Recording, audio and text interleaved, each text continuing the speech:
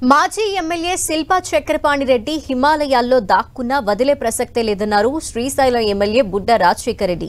శిల్పా చక్రపాణి రెడ్డి హయాంలో శ్రీశైలం మహానంది దేవస్థానాల్లో భారీగా అవినీతి జరిగిందని ఆయన ఆరోపించారు. ఆత్మకూరు మున్సిపాలిటీ వర్ధన్ బ్యాంకుల్లో శిల్పా చక్రపాణి రెడ్డి భారీ అవినీతికి పాల్పడ్డారని విమర్శించారు. శిల్పా అక్రమాల్ని త్వరలోనే బయటపెట్టి ఆయన్ని జైలుకు పంపించి తీరుతామన్నారు.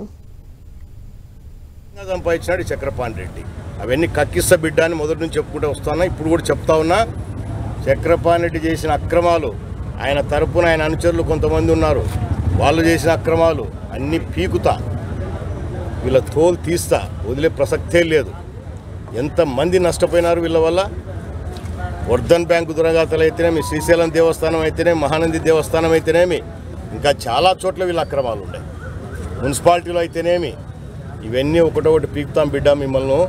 మిమ్మల్ని వదిలే ప్రసక్తే లేదు. ప్రజలకు మంచి చేస్తాం, పార్టీలకు అతీతంగా పనిచేస్తాం. మిమ్మల్ని